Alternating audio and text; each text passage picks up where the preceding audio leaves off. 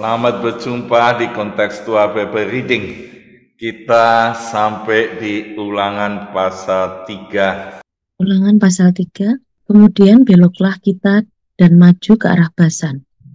Dan Og, Raja Basan dengan seluruh tentaranya maju mendatangi kita untuk berperang di Edrei. Tetapi Tuhan berfirman kepadaku, janganlah takut kepadanya, sebab aku menyerahkan dia ke dalam tanganmu beserta seluruh tentaranya dan negerinya. Dan perlakukanlah dia seperti yang kau lakukan terhadap Sihon, raja orang Amori yang diam di Hesibon. Dan Tuhan Allah kita menyerahkan juga Og, Raja Basan, beserta seluruh tentaranya ke dalam tangan kita, dan kita mengalahkan dia, sehingga tidak seorang pun luput. Pada waktu itu kita merebut segala kotanya. Tidak ada kota yang tidak kita rampas daripada mereka. 60 kota, seluruh wilayah Argob, kerajaan Og di Basan. Semuanya itu adalah kota berkubu, dengan tembok yang tinggi-tinggi, dengan pintu-pintu gerbang dan palang-palangnya. Lain daripada itu, sangat banyak kota yang tidak berkubu. Kita menumpas seluruh penduduknya, seperti yang kita lakukan terhadap Sihon, Raja Hesibon, dengan menumpas penduduk setiap kota, laki-laki, perempuan, dan anak-anak. Tetapi segala hewan dan jarahan dari kota-kota itu kita rampas bagi kita sendiri. Jadi pada waktu itu dari tangan kedua raja orang Amori itu, kita merampas negeri yang di seberang sungai Yordan, mulai dari sungai Arnon sampai gunung Hermon. Orang Sidon menyebut Hermon itu Sirion, dan orang Amori menyebutnya Senir. Segala kota di dataran tinggi, seluruh Gilead dan seluruh Basan sampai Salka dan Edrei, kota-kota kerajaan Og di Basan. Hanya Og, Raja Basan, yang tinggal hidup dari sisa-sisa orang Refaim. Sesungguhnya ranjangnya adalah ranjang dari besi, bukankah itu masih ada di kota Raba Bani Amon? 9 hasta panjangnya dan 4 hasta lebarnya menurut hasta biasa. Adapun negeri itu telah diduduki pada waktu itu, mulai dari Arur yang di tepi sungai Arnon, dan beserta setengah dari pegunungan Gilead dengan kota-kotanya aku berikan kepada orang Ruben dan orang Gad. Dan yang masih tinggal dari Gilead beserta seluruh Basan, kerajaan Og, yakni seluruh wilayah Argob, aku berikan kepada suku Manasye yang setengah itu. Seluruh Basan ini disebut negeri orang Refaim. Yair, anak Manasye, mengambil seluruh wilayah Argob sampai daerah orang Gesur dan orang Ma'aka, dan menamai daerah itu, yakni Basan, menurut namanya sendiri. Hawot Yair sampai sekarang. Kepada Makir kuberikan Gilead. Kepada orang Ruben dan kepada orang Gad, kuberikan sebagian dari Gilead, sebelah sini sampai sungai Arnon, yakni setengah dari sungai itu, dengan daerah pinggirnya, dan sebelah sana sampai sungai Yabok, batas daerah Bani Amon. Selanjutnya Araba Yordan dan sungai Yordan dengan daerah pinggirnya, mulai dari Kineret sampai ke Laut Araba, yakni Laut Asin di kaki lereng Gunung Pisga ke arah timur. Pada waktu itu aku memerintahkan kepadamu demikian, Tuhan Allahmu telah memberikan negeri ini kepadamu untuk dimiliki. Namun kamu, yakni semua orang yang gagah perkasa, harus menyeberang dengan bersenjata di depan saudara-saudaramu, orang Israel. Hanya istri dan anak-anakmu serta ternak-ternakmu, aku tahu ada banyak ternak padamu, boleh tinggal di kota-kota yang telah kuberikan kepadamu, sampai Tuhan mengaruniakan keamanan kepada saudara-saudaramu, seperti kepadamu, dan mereka pun memiliki negeri yang diberikan Tuhan Allahmu kepada mereka di seberang sungai Yordan. Sesudah itu bolehlah kamu pulang masing-masing ke tanah miliknya yang telah kuberikan kepadamu, Dan kepada Yosua, kuperintahkan waktu itu demikian, matamu sendirilah yang melihat segala yang dilakukan Tuhan Allahmu terhadap kedua raja itu. Demikian akan dilakukan Tuhan terhadap segala kerajaan kemana engkau pergi. Janganlah takut kepada mereka, sebab Tuhan Allahmu, dialah yang berperang untukmu. Juga pada waktu itu aku mohon kasih karunia daripada Tuhan demikian. Ya Tuhan Allah, Engkau telah mulai memperlihatkan kepada hamba-Mu ini kebesaran-Mu dan tangan-Mu yang kuat. Sebab Allah manakah di langit dan di bumi yang dapat melakukan perbuatan perkasa seperti Engkau? Bila aku menyeberang dan melihat negeri yang baik di seberang sungai Yordan, tanah pegunungan yang baik itu, dan gunung Libanon. Tetapi Tuhan murka terhadap aku oleh karena kamu dan tidaklah mendengarkan permohonanku. Tuhan berfirman kepadaku, cukup, jangan lagi bicarakan perkara itu dengan aku.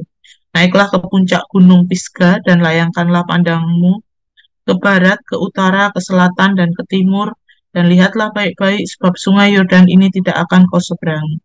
Dan berilah perintah kepada Yosua, kuatkan dan teguhkanlah hatinya, sebab dialah yang akan menyeberang di depan bangsa ini, dan dialah yang akan memimpin mereka sampai mereka memiliki negeri yang akan kau lihat itu.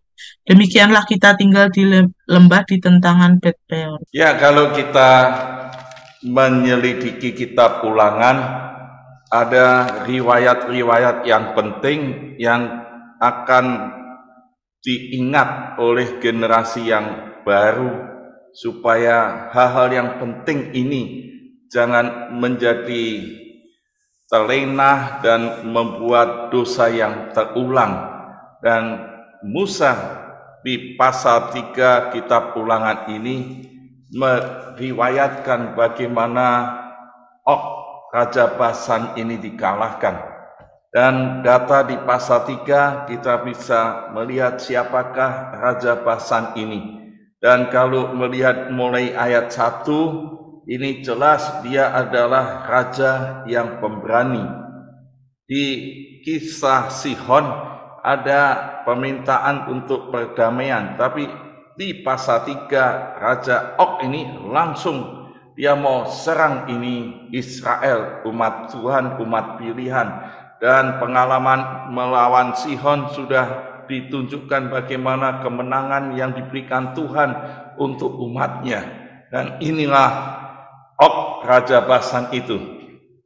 Lalu yang cukup penting kita bisa melihat di ayat yang ke-11 ini ada data-data, yaitu Raja Og ini memiliki ranjang dari besi.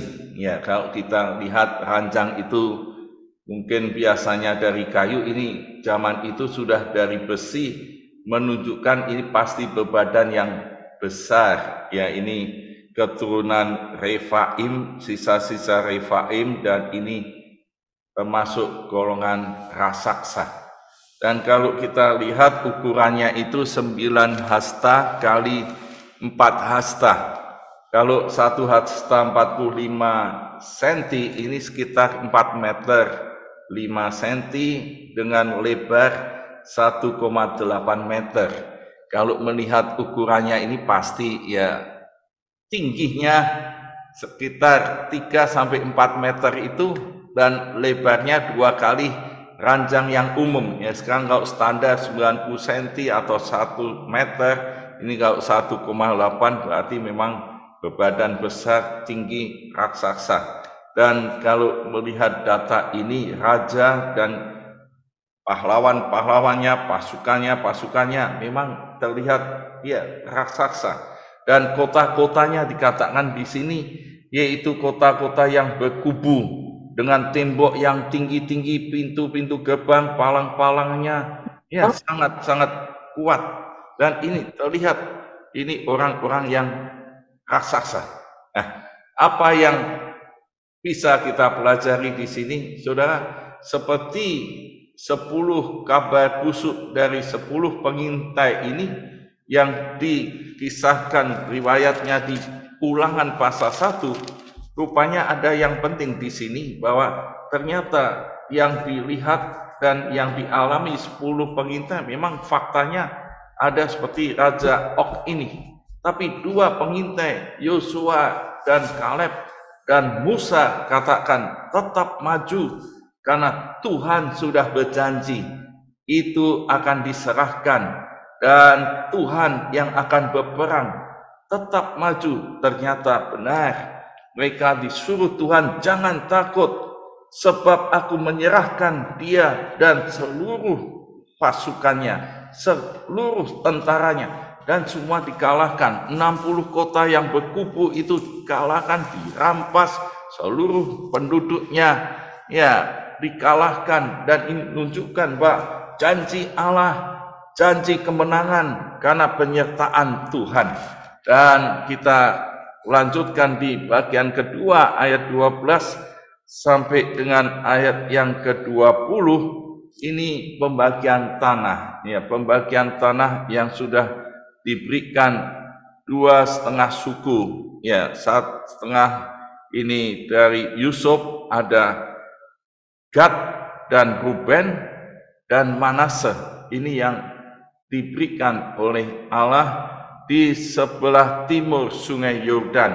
Ini diulang lagi karena ada satu penekanan yang ditekankan di sini, dan ini terlihat di mana Musa memerintahkan mereka yang sudah dapat tanah itu. Sebelah timur Sungai Yordan ada batasan-batasannya, mereka sudah dapat tanah itu. Dan di ayat yang ke-18, pada waktu itu aku memerintahkan kepadamu, ini perintah Musa, demikian Tuhan Allahmu telah memberikan negeri ini kepadamu untuk dimiliki, namun kamu, ya ini semua orang yang gagah perkasa, harus menyeberang dengan bersenjata di depan saudara-saudaramu orang Israel, dan istri maupun ternaknya, anak-anaknya boleh ditinggal, tapi orang-orang gagah perkasa harus maju bersama suku yang lain untuk masuk tanah Kanaan sebelah barat Sungai Yordan untuk berperang bersama-sama dengan saudara-saudaranya yang belum memiliki tanah perjanjian itu. Dan di sini menunjukkan bahwa Allah itu Allah yang adil dan menghendaki supaya umatnya bersatu, tidak egois, tidak mementingkan dirinya sendiri. Setelah dapat berkat Tuhan, dia tutup mata dengan yang lain. Silahkan kamu, saudara-saudaraku, maju perang, matilah sendiri, menanglah sendiri. Saya tidak urusan karena saya sudah mendapatkan bagian janji Allah. Ini orang yang egois, orang yang tidak mau berbagi, tidak mau sharing. Tapi Tuhan mengingatkan, diulang terus, bahwa Allah itu Allah yang kasih, Allah yang adil. Umatnya juga harus bersatu, mengasihi saudara-saudaranya, ikut berperang, karena mereka belum dapat tanah yang dijanjikan itu. Dan inilah prinsip yang harus kita pegang bersama, yaitu berbagi dan terus berpartisipasi, bersatu, menolong, melayani orang lain. Dan ayat yang ke-20 sampai dengan 22, Tuhan memerintahkan pada Musa untuk menguatkan Yosua. Yosua yang akan maju, yang akan melihat segala yang dilakukan Tuhan, dan Allah yang menyertai umatnya di bawah pimpinan Yosua. Diingatkan kembali, janganlah takut kepada mereka, sebab Tuhan Allahmu dialah yang berperang untukmu. Inilah yang diulang-ulang, bahwa kemenangan umat Israel, janji Tuhan boleh didapat sungguh karena penyertaan Tuhan, karena Tuhan yang berperang, Tuhan yang memberikan, bukan oleh gagah, oleh kekuatan sendiri, tapi oleh Roh Tuhan. Ini yang perlu dipegang, bahwa kalau kita mendapatkan segala kemenangan, kesuksesan, berkat Tuhan, jangan sekali-kali merasa itu kekuatanku, kehebatanku, tapi biarlah seperti Musa memerintahkan pada Yosua, engkau akan terus menjadi pemenang dan musuh-musuhmu akan dikalahkan kemana engkau pergi. Hanya Tuhanlah yang berperang, Tuhanlah yang memberikan kemenangan itu. Maka jangan takut, sekalipun musuhnya secara fakta seperti yang dilihat raksasa, tapi bersama Tuhan siapakah lawan kita? Ini yang diyakini oleh umat Israel, dan Musa dinyatakan di sini tidak diizinkan masuk tanah perjanjian itu. Dan ini diulang lagi satu pengalaman Musa yang dilarang Tuhan untuk menyeberang dan masuk tanah Kanaan. Di ayat 23 sampai dengan 29 kita melihat, ya, Musa katakan juga, pada waktu itu aku mohon kasih karunia daripada Tuhan demikian, ya Tuhan Allah, engkau telah mulai perlihatkan kepada hambamu ini kebesaran tanganmu yang kuat, sebab Allah manakah di langit dan di bumi yang dapat melakukan perbuatan perkasa seperti engkau. Ini luar biasa pengalaman Musa sebagai pemimpin bersama dengan Allah yang hebat, yang melakukan perbuatan-perbuatan yang luar biasa, perkasa, dan tidak ada seperti Allahnya. Musa dan Israel ini, dia mohon, ya, dia berdoa, biarlah aku menyeberang dan melihat negeri yang baik yang di seberang sungai Yordan, tanah pegunungan yang baik itu, dan gunung Libanon. Ini doa Musa. Sudah di perjanjian lama ada doa-doa yang Tuhan sudah jelas punya rencana, seperti Hizkia yang akan mati tapi berdoa, Tuhan kabulkan, ya, Tuhan kabulkan. Dan ada hamba-hamba Tuhan yang terus berdoa, sekalipun tahu ini bukan kehendak Tuhan. Kehendak Tuhan, Musa tidak bisa masuk itu. Tapi Musa masih mohon belas kasihan Tuhan. Biarlah kasih karuniamu Tuhan ada padaku, dan dia mohon, biarlah aku menyeberang dan melihat negeri itu, negeri yang dijanjikan Tuhan. Musa tidak berdoa, biarlah aku tetap menjadi pemimpin umat itu sampai tanah perjanjian, sampai tanah Kanaan. Tapi Musa rindu masuk tanah perjanjian, menggenapi apa yang Tuhan janjikan. Sekalipun tidak jadi pemimpin, sudah diserahkan pada Yosua, tidak masalah. Berarti Musa tidak mencari kedudukan, mencari kehormatan, tapi tetap ada di dalam janji Tuhan. Tapi cukuplah, kata firman Tuhan. Dikatakan di sini Tuhan murka. Dikatakan Tuhan murka terhadap aku oleh karena kamu dan tidak mendengarkan permohonanku. Doa Musa hampir selalu dijawab Tuhan. Tapi kali ini untuk kepentingan dirinya sendiri tidak dikabulkan Tuhan. Nah, ini perlu kita mengetahui bahwa tidak semua doa dikabulkan Tuhan. Tuhan pun tidak kabulkan doa Musa, dan dikatakan tidaklah mendengarkan permohonanku. Tuhan berfirman padaku, cukup, jangan lagi katakan perkara itu dengan aku. Cukup, jangan lagi katakan perkara itu dengan aku. Sudah, saya buka referensi. Doa ini persis dengan doanya Paulus waktu ada duri yang ada di dalam dagingku. Dia mohon pada Tuhan, sampai aku sudah 3 kali berseru pada Tuhan supaya utusan iblis itu mundur daripadaku. Di 2 Korintus pasal yang ke-12 ayat 9, Tuhan menjawab kepadaku, cukuplah kasih karuniaku bagimu, sebab justru dalam kelemahanlah kuasaku menjadi sempurna. Dan ini Tuhan jawab, cukup sudah Musa. Apa yang diperbuat Allah bersama Musa, pengalaman Musa, cukup itu. Ketidaktaatan karena umat Israel ini membuat Musa tidak masuk. Cukup kasih karunia.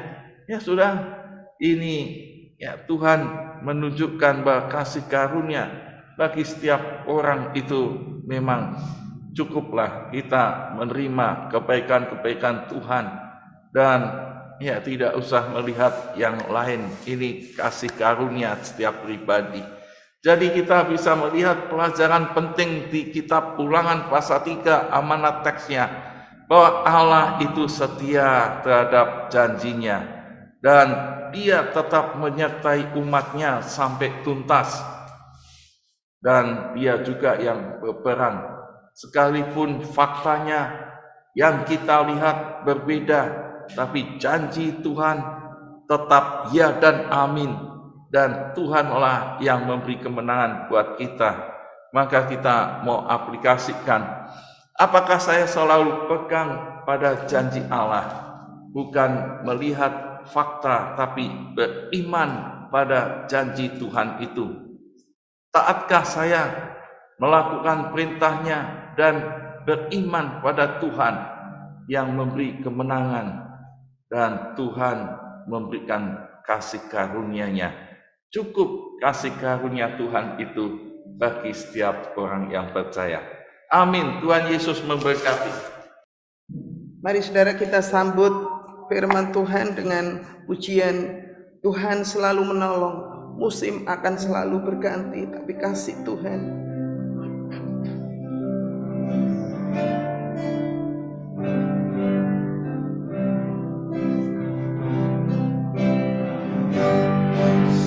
akan selalu berganti. Kasih Tuhan tetap aman, tak akan berubah sampai selamanya. Ku tetap percaya. Tuhan melimpah,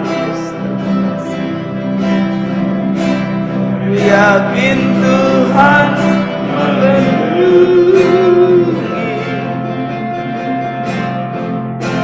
burung di udara Tuhan pelihara karena kasih-Nya.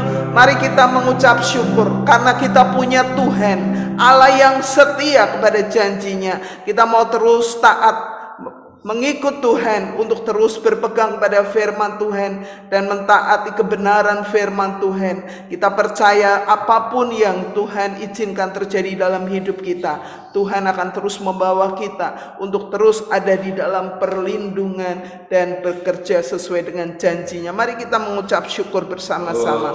Bapa di surga, aku bersyukur kepada Tuhan karena firman Tuhan mengingatkan bahwa Engkau adalah Allah yang setia, Allah yang berpegang kepada janjinya. Keadaan apapun yang terjadi di sekeliling kami dan keadaan apapun yang sedang kami alami, kami mau melihat janji Tuhan, kami mau melihat kasih karunia Tuhan. Ajar kami terus fokus kepada Tuhan, memprioritaskan Engkau, tetap berpegang kepada kebenaran firman Tuhan. Aku percaya Tuhan, Engkau memberkati setiap kami yang terus setia kepada Tuhan dan terus memberkati keluarga kami dan terus memberi kami yang terbaik di masa-masa ini Tuhan. Terima kasih Tuhan, terima kasih. Di dalam nama Yesus kami berdoa, kami mengucap syukur.